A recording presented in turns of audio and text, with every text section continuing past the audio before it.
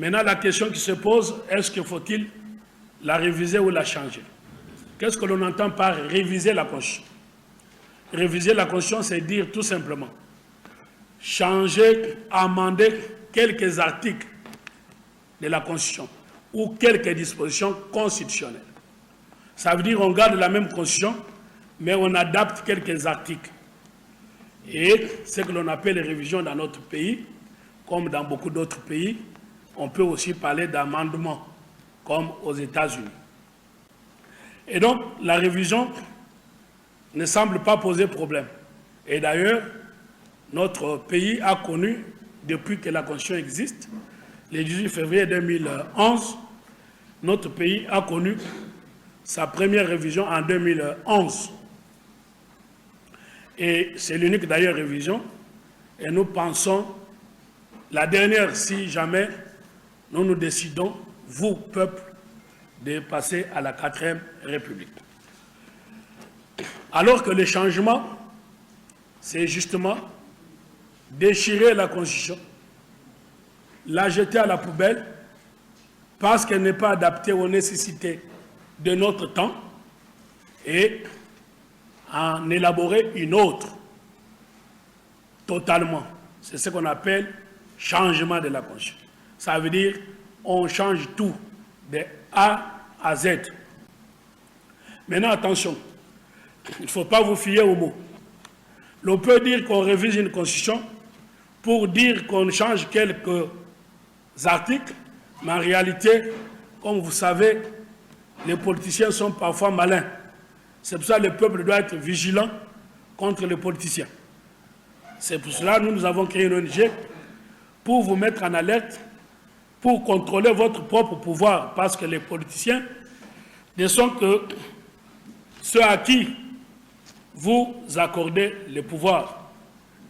C'est pour ça, à l'article 5 de notre Constitution, il est dit « Le peuple est souverain », c'est-à-dire le titulaire du pouvoir, qu'il exerce soit par lui-même, à travers ce qu'on appelle les référendums, ou qu'il exerce par ses représentants, ça veut dire vos élus. C'est pour ça qu'on parle des élus du peuple. Mais est-ce que les élus du peuple nous ressemblent encore? C'est ça la vraie question. Donc, mais à travers la révision, on peut, soit disant qu'on bouge quelques articles, mais en réalité, on change la Constitution. C'est le cas que l'on a connu en 2011. Et là, il y a eu changement de la Constitution. Malheureusement, le camp qui était au pouvoir hier et qui est opposant aujourd'hui prenait le changement de la Constitution ou sa révision. Et le camp qui est au pouvoir aujourd'hui et qui était dans l'opposition hier disait non au changement de la Constitution. En tout ça, ça vous amène une confusion. Ceux qui étaient pour disent non, ceux qui étaient contre disent oui. Et cela, ça vous perturbe, je pense, et ça perturbe le peuple. C'est pour ça que nous avons voulu apporter l'éclaircie et ouvrir les débats. Et donc, je vous disais que la révision peut être trompe-l'œil. Je vous donne un exemple très rapide. Quand vous prenez, allez, je vais en donner deux. Quand vous prenez la révision de 2011, parmi les articles qui ont été révisés, vous avez l'article 149 de la Constitution. Qu'est-ce que ça disait? Ça disait que les cours et tribunaux ainsi que les parquets qui y sont attachés constituent ce que l'on appelle le pouvoir judiciaire. Et quand vous allez à l'article 220, l'article mythique, l'article tabou, ne touche pas à ma Constitution. Lequel article qui interdit toute révision constitutionnelle, on vous dit aucune révision constitutionnelle ne peut avoir pour finalité de toucher ou de porter atteinte à l'indépendance du pouvoir judiciaire. Or, en enlevant le parquet du pouvoir judiciaire, on a diminué son indépendance d'une indépendance absolue. Les magistrats du parquet sont devenus avec une indépendance relative, puisque désormais soumis au pouvoir de l'exécutif, et précisément du ministre de la Justice. Et je crois que vous avez suivi la guerre qu'il y a entre le combat que mène le ministre Moutamba, qui veut avoir une main réelle sur notre justice, dite malade, et les magistrats autour de l'indépendance. Excusez-moi. Pour bien palper cela, alors j'illustre cela par un exemple. Aujourd'hui, on se plaint de la surpopulation carcérale, ça veut dire beaucoup de prisonniers, beaucoup de détenus qui ont peuplé la prison de Makala ou des prisons au Congo. Pourquoi on en arrive à cela? C'est parce qu'au Congo, un magistrat du parquet peut de lui-même vous convoquer au parquet dans son bureau et lui-même décider de vous envoyer à Makala. C'est ce que l'on appelle MAP, mandat d'arrêt provisoire. Il vous mappe tout de suite. Et sans voir les juges, sans être avec votre avocat, il vous envoie à Makala. Et vous allez y faire 5 jours. Conséquence, avec la corruption montante, c'est que vous avez compris que ce magistrat qui est seul vous envoie à Makala. Alors que dans d'autres pays, comme en France, je crois que j'ai été déjà présenté, je suis avocat en France, je ne sais pas si à l'ouverture, on m'avait présenté, mais quand vous prenez ma petite brochure vers la fin, vous avez toute ma présentation, vous savez qu'il n'est jamais facile de parler de soi-même. Et donc, quand je prends les pays comme la France, un magistrat du parquet ne peut pas envoyer quelqu'un à Makala. Non. Il va décider de vous envoyer à Makala, mais avant d'y aller, il va aller demander l'autorisation chez les juges, et seul le juge envoie quelqu'un à Makala. Ça voudrait dire que vous avez compris que, en mettant le magistrat du parquet au pouvoir de l'exécutif, le ministre de la Justice peut demander au magistrat congolais, arrête-moi X, Y, et donc on vous arrête. C'est pour cela que les constitutions de 2006 avaient voulu, qu'on appelle constitution ordinaire, avaient voulu que le magistrat du parquet soit indépendant, et même alors, c'est parce qu'il a la possibilité de vous priver de votre liberté. Qu'est-ce qui est plus cher que la liberté pour un individu? En dehors de la santé, c'est la liberté. Quand on vous prive de votre liberté, on casse votre famille, parce que dans l'entretemps, vous êtes emprisonné. Probablement, si vous n'avez pas la chance, la femme va vous quitter, les enfants vont devenir des phaseurs. Voilà pourquoi on doit protéger vos libertés. Mais cette constitution ne protège pas vos libertés. Parce qu'on vous envoie à Makala immédiatement, et comparé par exemple à la France, vous allez voir les juges au Congo 5 jours après, mais en France, c'est avant d'y aller. Deuxième exemple, l'on a décidé, par la révision de 2011, de donner au président de la République le pouvoir de révoquer le gouverneur de province. Alors que quand vous prenez notre constitution, on vous dit que nous sommes un État décentralisé. Ça voudrait dire quoi, la décentralisation? Ça voudrait dire qu'on permet aux entités décentralisées, ça veut dire à nos provinces, chacun est venu de quelque part dans cette salle, et quand on vous demande, vous êtes de quelle province? Par rapport au pouvoir central, qui reste à Kinshasa, et qui ne peut pas se rendre compte de ce qui se passe dans vos provinces et dans vos villages, on a voulu que les autorités locales que vous allez vous-même élire puissent rester indépendants vis-à-vis de l'autorité centrale. C'est ce qu'on appelle décentralisation. Mais c'est pour ça qu'on a voulu, pour garantir leur indépendance, qu'ils soient élus. Mais comment voulez-vous qu'une autorité que vous avez élue puisse être révoquée par une autorité autre qui va mettre en cause la volonté du peuple. C'est cela qui a été fait en 2011. Question, est-ce qu'on a touché l'article 220 ou pas? Oui, parce que l'article 220 dit qu'on ne peut pas avoir une révision ayant pour finalité de porter atteinte aux prérogatives des provinces. Et donc, vous avez compris que le pouvoir de révision de 2011, qu'on appelle pouvoir dérivé, est allé au-delà des limites qui lui ont été fixées par le pouvoir originaire, qu'on appelle le pouvoir conscient originaire de 2006. C'est quoi le pouvoir originaire? Le pouvoir originaire, c'est le pouvoir, c'est le peuple. Comme vous êtes là, vous dites, nous, peuple, réunis en ce moment, ici et maintenant, nous décidons de pouvoir élaborer une nouvelle constitution.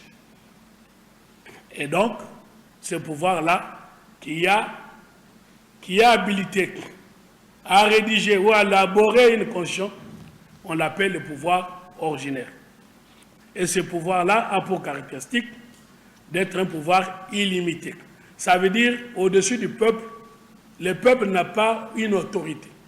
Le peuple peut tout, décide de tout. Et quand ce pouvoir-là élabore une constitution, c'est... Maintenant, il y a un débat dans notre pays, il y a une polémique qui est née. Qui est notre pouvoir originaire? Est-ce notre Sénat de 2005 qui aurait élaboré la Constitution ou c'est les belligérants, les étrangers? C'est ça, les débats. Sauf que, à ces débats, qu'est-ce qu'on va retenir? On va nous dire que la Constitution était... On a commencé avec Sand City, entre belligérants. On est passé au Bas-Congo, et puis on s'est retrouvé à Kisangani, et enfin on s'est retrouvé au Sénat. Et il y avait quelques étrangers, bon, mais parce qu'ils sont d'origine congolaise, alors que le Congo, la nationalité congolaise est une exclusive, ben on va dire, mais l'expert qui a élaboré, il est belge certes, mais il est congolais d'origine. On ne peut pas être belge et congolais d'origine, non, ça ne veut rien dire ça. Soit on applique les textes, soit on les viole. Et donc, quand vous êtes belge, vous n'êtes pas congolais. Et quand vous n'êtes pas congolais, vous n'avez rien à faire dans la salle où on parle Congo en rédigeant la Constitution. Donc, voilà un peu, je crois que tout le monde a compris, par rapport à cette polémique, je crois que le camp du non à la Constitution pourra venir ici contredire très rapidement cet argument et nous aurons l'occasion d'en débattre. Mais ce que je voulais dire par là, les pouvoirs originaires, c'est ce premier pouvoir-là que l'on a eu, qu'on appelle Sénat ou qu'on appelle les gens belligérants de Sand City qui ont mis en place la Constitution de 2006. Quand le pouvoir originaire met en place une Constitution, il disparaît et il laisse ça au deuxième pouvoir pour la révision qu'on appelle pouvoir dérivé, qui ne peut pas réviser au-delà des limites qui lui sont imposées par les constitutions originaires. C'est pour ça que vous entendez dire que nulle part dans la Constitution, le mot changement n'existe pas, mais existe la révision. Mais quand on vous dit ça, ça bouleverse l'esprit, ça veut dire on marche sur la tête. Et malheureusement, cela est dit par ceux à qui on fait confiance. Généralement, dans ce pays, on parle des professeurs. Et ceux-là qui vous prêchent ça, je me demande si c'est qu'on enseigne aux étudiants. Non. Dans la Constitution, on ne peut pas parler du changement. Parce que quand vous avez compris ce que c'est le pouvoir originaire et ce que c'est le pouvoir dérivé, vous comprenez qu'il y a une constitution, c'est le pouvoir originaire qui crée le pouvoir dérivé pour réviser dans les limites du père créateur qu'on appelle pouvoir originaire. Mais si vous dites qu'il fallait que la Constitution de la Troisième République définisse les mécanismes de son changement, c'est comme si vous demandez à une personne de se suicider, ou autrement dit, de définir de mécanismes, ça voudrait dire que le pouvoir dérivé qui est dans la Constitution va imposer des limites au pouvoir originaire. Or, le pouvoir originaire, c'est un pouvoir illimité. Donc, c'est tout à fait normal qu'on ne peut pas parler du changement de la Constitution dans la Constitution. C'est comme quand vous achetez votre voiture, vous avez la possibilité, on va vous indiquer comment vous pouvez réparer, ou quand vous avez acheté un appareil, mais on ne va pas vous dire comment vous allez mettre votre appareil dans la poubelle et commencer à en acheter un nouveau. Donc, de manière simple, les catalogues que vous avez, considérez ça comme pouvoir dérivé qui vous permet comment réparer. Et quand vous voulez maintenant jeter l'appareil, vous n'avez pas besoin de catalogue, vous acheterez un nouveau catalogue qu'on appelle la nouvelle Constitution. Je crois que je vous ai bien expliqué, je crois à mon avis, ce qu'on peut appeler pouvoir originaire ou pouvoir dérivé. Et à partir de là, nous pouvons très rapidement vous donner les éléments que j'ai commencé à invoquer en mon introduction pour vous donner les éléments qui permettent qu'on puisse, à mon avis, changer la Constitution. J'ai pris seulement très rapidement deux crises institutionnelles qu'a connues notre pays. La première crise, c'est la crise, les divorces FCC-Cash. Et tout le monde a connu les conflits entre le Premier ministre Ilou Kamba et le président Tshisekedi, qui s'est soldé au final par le départ des ministres Ilou Kamba. Pourquoi il y a eu cette crise? C'est tout simplement à l'article 78 de notre Constitution qui dit que le président de la République nomme et met fin aux fonctions du Premier ministre, mais sur sa démission. Question, si le Premier ministre refuse de démissionner, comme Ilou Kamba l'a fait, quelle sera la solution? Nous entrons dans la crise. Deuxième chose, on vous dit, le gouvernement conduit, c'est l'article 90 ou 91 de la Constitution, le gouvernement conduit, définit et conduit la politique du pays en concertation avec le Premier ministre. En concertation. Qu'en est-il s'il n'y a pas concertation? Rien n'est prévu. Conséquence, crise. Et vous voyez la crise en France, où le Premier ministre vient de tomber, puisque nous avons imité le régime français.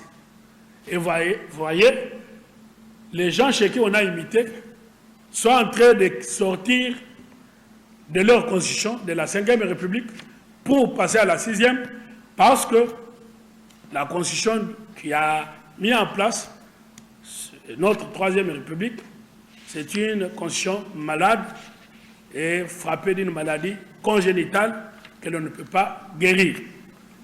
Voilà l'exemple de crise.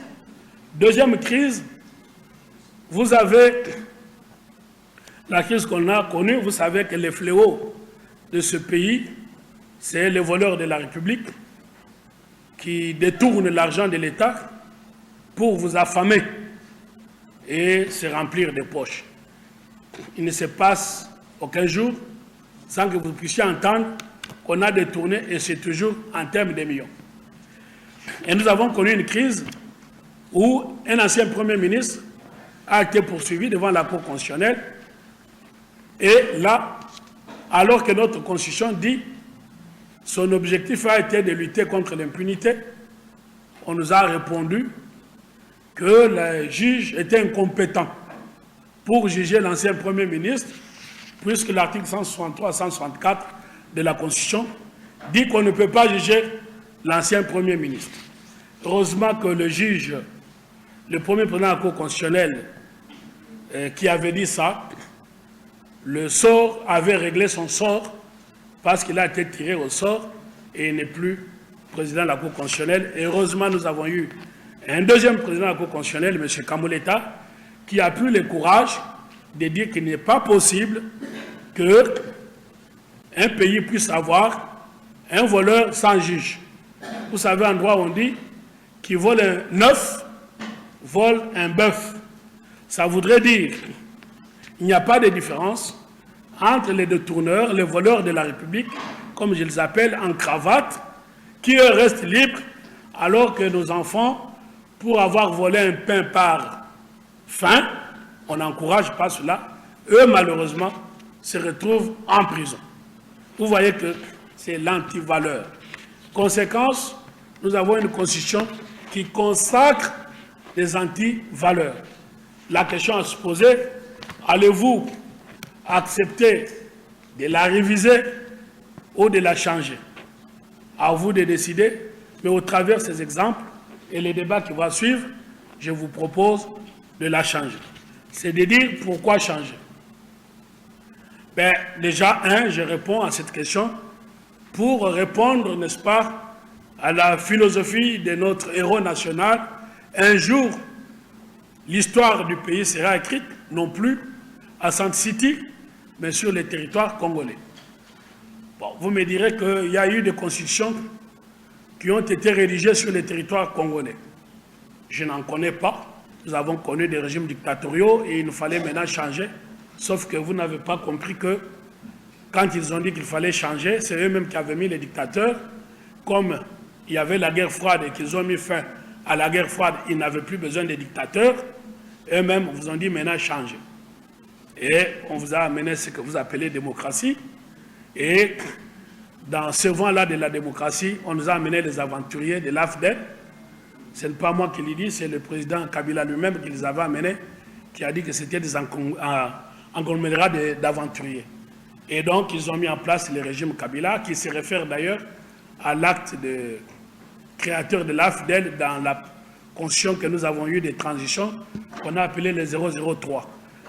Et cet acte-là a conduit à M. Joseph Kabila, et de Joseph Kabila, on nous a pondu cette constitution des belligérants. Bon, on va dire que ça a été rédigé par les Congolais, mais sauf que la question est, est-ce que l'esprit qui est dans la Constitution, c'est un esprit congolais?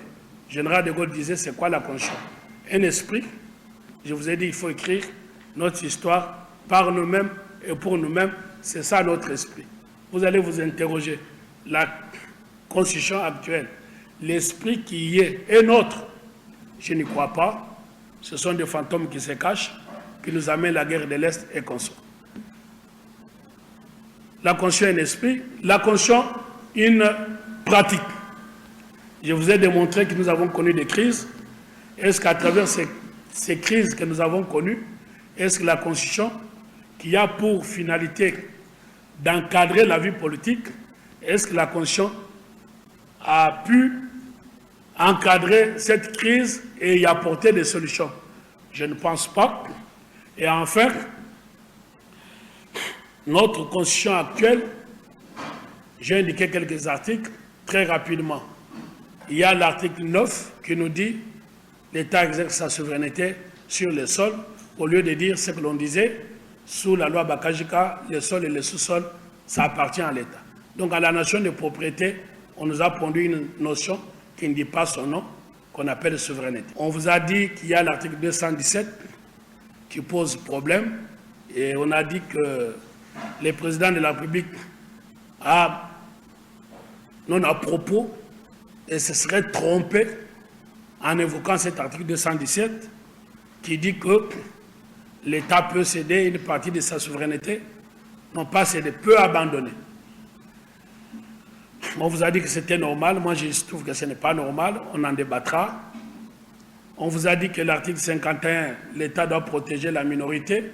Si on vous demande dans cette salle quelle est l'ethnie minoritaire, je crois que tout le monde, c'est pour ça que je vous ai dit que les questions constitutionnelles sont des questions qui sont tabous et où on dit tout bas ce qu'il ne faut pas dire tout haut. Mon secrétaire général a dit que nous avons le courage, au risque de notre vie. Quand on parle des minorités, tout le monde pense au Banyamulenge qu'il fallait protéger. Vous avez les Kassaïens qui ont été tués au Katanga et je venais de finir mes études. C'est ce qui a entraîné qu'on puisse quitter Katanga en fuyant. Jamais on a parlé des génocides Kassaïens. Jamais on a dit que les Kassaïens étaient minoritaires, qu'il fallait les protéger. Mais quand vous touchez un Tutsi, c'est toute la communauté internationale qui va se soulever. Nous avons nos frères et sœurs pygmées. Donc, votre article 51, c'était une doliprane pour que vous puissiez avaler la pilule dure au lieu qu'on vous parle de Banyamulenge. Nous avons eu des ministres Banyamulenge ici qui se disaient qu'ils sont congolais. Quand il a fallu qu'on nous tue et nous fasse la guerre, qu'on a appelé la deuxième guerre, ils ont pris leur avion, ils sont rentrés chez eux jusqu'à aujourd'hui, et de là, ils sont devenus des Rwandais. Donc, nous saluons en définitive cette initiative prise par le président de la République de briser les mythes et d'ouvrir les débats. Et nous pensons que le débat est ouvert pour que demain, dans la 4e République, comme notre devise le dit, qu'il n'y ait aucun pas sans peuple, les peuples d'abord.